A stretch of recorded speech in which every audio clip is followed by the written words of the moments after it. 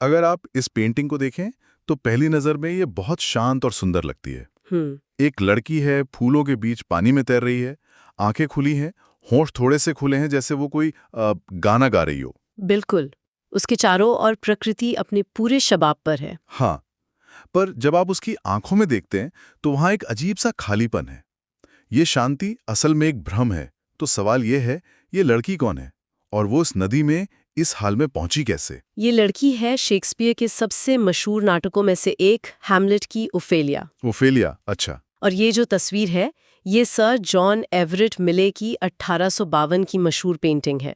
आज जिन स्रोतों पर हम बात कर रहे हैं वो हमें बताते हैं कि कैसे एक साहित्यिक त्रासदी को कैनवास पर उतारा गया। और ये पेंटिंग सिर्फ एक किरदार का चित्र नहीं रही, बल्कि विक्टोरियन युग की सोच और कला में एक एक क्रांति का प्रतीक बन गई। सही बात है। तो चलिए इस पर गहराई से बात करते हैं। हम ये समझने की कोशिश करेंगे कि मिले ने ओफेलिया के पागलपन, दुख और उसके अंतिम क्षणों को कैनवस पर कैसे उतारा, और कैसे ये पेंटिंग शेक्सपियर की त्रासदी का एक इतना शक्तिशाली दृश्य बन गई, जिसने हमेशा के लिए हमारे दिमाग में ओफेलिया की एक खास छवि बना दी है। ठीक है, तो इस पेंटिंग को समझने के लिए हमें पहले कहानी समझनी होगी। ओफेलिया यहाँ तक पहुंची कैसे? जी, ये कहानी डेनमार्क के शाही महल में शुरू होती है ना? बिल्कुल। कहानी की शुरुआत ही एक धोखे और हत्या से होती है। डेनमार्क के राजा की हत्या उनके ही भाई क्लॉडियस कर देते हैं। जब वो बगीचे में सो रहे होते हैं। हाँ, और ये बात युवा राजकुमार हैमलेट को उसके पिता के भूत से पता चलती है। और इसके तुरंत बाद हैमलेट का चाचा क्लॉडियस उसकी माँ से शादी कर लेता है और राजा बन जाता है। तो इस घटना से हैमलेट पूरी तरह टूट जाता है और बदला लेने की आग में जलने लगता है। और इसी सारी उथल-पुथल के बीच ओफेलिया फंस जाती है। वो राजा के सलाहकार पोलोनियस की बेटी है और वो राजकुमार हैमलेट से प्यार करती है। करती है, लेकिन उसका पिता और भाई उसे यकीन दिलाते हैं कि एक राजकुमार का प्यार उसके लिए नहीं है। पर वो फिर भी हैमलेट से प्यार करती रहती है। और यहीं से त्रासदी की शुरुआत होती है। हैमलेट बदला लेने के लिए पागल होने का नाटक करता है, लेकिन धीरे धीरे ये नाटक हकीकत में बदलने लगता है और उसका ये पागलपन ओफेलिया की दुनिया को भी तबाह कर देता है। अच्छा। एक रात जब हैमलेट अपनी माँ से उसके धोखेबाज पति के बारे में बात कर रहा होता है, तो उसे पर्दे के पीछे किसी के छिपने की आहट सुनाई देती है। और बिना सोचे समझे उसे लगता है कि पर्दे के पीछे उसका चाचा क्लॉडियस है और वो अपनी तलवार से उस पर वार कर देता है। लेकिन पर्दे के पीछे ओफेलिया का पिता पोलोनियस था। ओहो। बिल्कुल। एक ही पल में हैमलेट ओफेलिया के पिता का कातिल बन जाता है। मतलब जिस आदमी से वो प्यार करती है उसी ने उसके पिता की जान ले ली। हाँ, ये एक ऐसा सदमा था जिसने ओफेलिया को आप समझिए कि पूरी तरह से तोड़ कर रख दिया।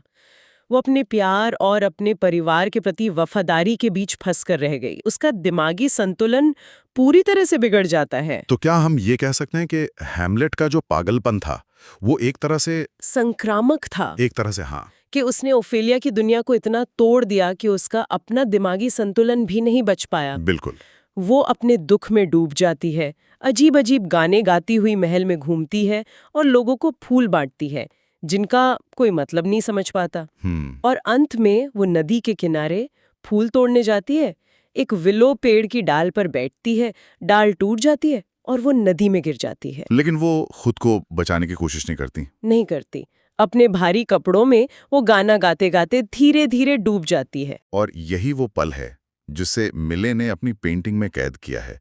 लेकिन इससे पहले कि हम पेंटिंग के अंदर के प्रतीकों में जाएं, क्या हम इसकी स्टाइल के बारे में बात कर सकते हैं? ये बहुत ही चमकीली और विस्तृत है। उस समय की दूसरी पेंटिंग से काफी अलग लगती है। ऐसा क्यों है? हाँ, और ये जानबूझकर किया गया था। मिले प्री रैफेलाइट ब्रदरहुड नाम के एक कला समूह का हिस्सा थे। अच्छा। जी, ये कुछ युवा और कह सकते हैं कि विद्रोही कलाकारों का ग्रुप था, जिनका मानना था कि उनके समय की कला बहुत ज्यादा बनावटी, एकेडमिक और अंधेरी हो गई है। मतलब वे नियमों को तोड़ रहे थे। बिल्कुल। वे रैफेल जैसे महान कलाकारों से पहले के दौर की कला की सादगी और ईमानदारी को वापस लाना चाहते थे। उनका नारा था ट्रूथ टू नेचर, प्रकृति के प्रति सच्चाई। हाँ, वे मानते थे कि प्रकृति जैसी है उसे ठीक वैसा ही दिखाना चाहिए, हर एक पत्ते, हर एक फूल को पूरी बारीकी के साथ। अच्छा, इसीलिए मिले कि ओफेलिया में हमें रंगों की इतनी चमक और अविश्वसनीय डिटेल दिखती है। बिल्कुल। ये सिर्फ एक सीन नहीं है, ये प्रकृति का एक लगभग वैज्ञानिक अध्ययन है जिसे सीधे लोकेशन पर जाकर बनाया गया था। लोकेशन पर मतलब स्टूडियो में नहीं बनाई गई। यही तो इस पेंटिंग की खास बात है। मिले ने लगभग 5 महीने इंग्लैंड की हॉगोमिल नदी के किनारे बैठकर सिर्फ बैकग्राउंड पेंट किया। 5 महीने? हाँ, वो दिन में 11-11 घंटे, हफ्ते में 6 दिन सिर्फ प्रकृति की हर डिटेल को पकड़ने के लिए काम करते थे। ये तो कमाल का समर्पण है ना? उन्होंने अपने एक दोस्त को चिट्ठी में लिखा भी था कि मक्खियां उन्हें कितना परेशान करती हैं और हवा उनके कैनवस को उड़ा ले जाती है, लेकिन वो सच्चाई दिखाने के लिए ये सब सहने को तैयार थे। और ओफेलिया के किरदार के लिए कौन मॉडल बना? क्या उसे भी नदी में ही बैठना पड़ा? नहीं, उतना भी नहीं। ओफेलिया का चेहरा और फिगर बाद में स्टूडियो में बनाया गया। अच्छा। इसके लिए मॉडल थी एलिजाबेथ सिडल, जो खुद एक कलाकार और कवयित्री थी और प्री राफेलाइट कलाकारों की पसंदीदा मॉडल थीं। ओके। मिले ने उन्हें सर्दियों के मौसम में पानी से भरे एक बाथटब में लिटाया और पानी को गर्म रखने के लिए नीचे लैंप जला दिए। सुनने में ही ठंड लग रही है। और ये खतरनाक भी साबित हुआ। एक दिन मिले अपने काम में इतने खो गए कि उन्होंने ध्यान ही नहीं दिया कि लैंप बुझ गए हैं और पानी बर्फीला हो गया है। अरे बाप रे। एलिजाबेथ सिडल कुछ नहीं बोली और घंटों तक उस ठंडे पानी में पड़ी रहीं। नतीजा ये हुआ कि उन्हें बहुत तेज निमोनिया हो गया और वो बुरी तरह बीमार पड़ गईं। वाह, मतलब इस खूबसूरत पेंटिंग के पीछे इतना दर्द और मेहनत छिपी है। जी, उनके पिता ने तो मिले को इलाज का सारा खर्चा उठाने की धमकी दी थी, जो मिले ने किया भी। ये जानने के बाद तो पेंटिंग को देखने का नजरिया ही बदल जाता है। चलिए अब पेंटिंग पर वापस आते हैं।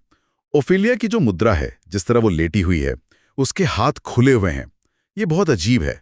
कुछ लोग कहते हैं कि ये एक कामुक मुद्रा है, जबकि कुछ इसे किसी संत या शहीद की तरह देखते हैं। और यही इसकी खूबी है, ये मुद्रा अस्पष्ट है। एक तरफ उसके खुले हाथ और शांत चेहरा समर्पण का भाव देते हैं, जैसे वो अपनी किस्मत को स्वीकार कर रही हो।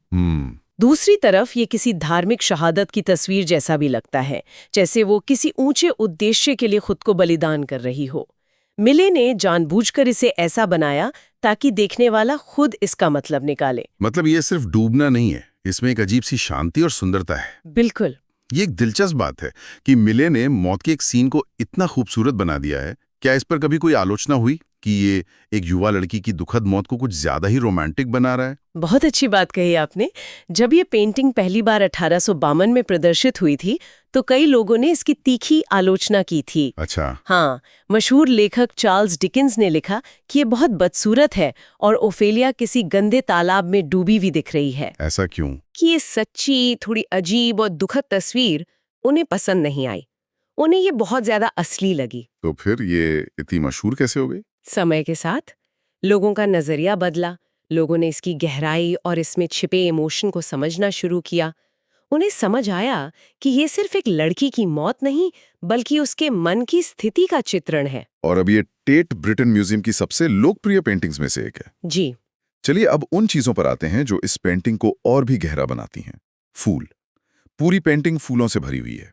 उसके हाथ में, बालों में, पानी पर तैरते हुए। क्या ये सिर्फ सीन को सुंदर बनाने के लिए है, या मिले हमें इन फूलों के जरिए कुछ और बताने की कोशिश कर रहे हैं? हर एक फूल को बहुत सोच समझकर चुना गया है।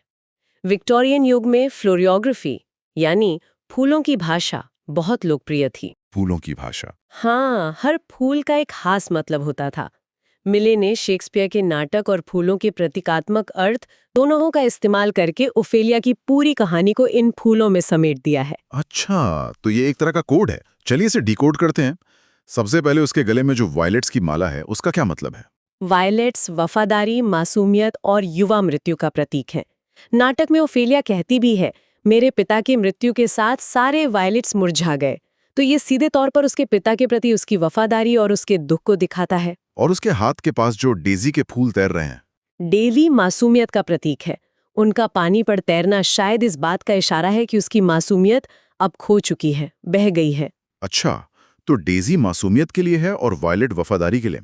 लेकिन मेरी नजर उन गहरे लाल फूलों पर जारी है जो पानी पर तैर रहे हैं। वो बाकी फूलों से बहुत अलग दिखते हैं। उनमें कुछ अशुभ सा लगता है। वो पोस्ता हैं, यानी पॉपीज। पॉपीज हमेशा से नींद और मृत्यु का प्रतीक रहे हैं। यहाँ वे सीधे सीधे ओफेलिया की आने वाली मौत का इशारा कर रहे हैं। जिस विलो के पेड़ की डाल पर वो बैठी थी, जो टूट गई, वो त्यागे हुए प्यार का प्रतीक है।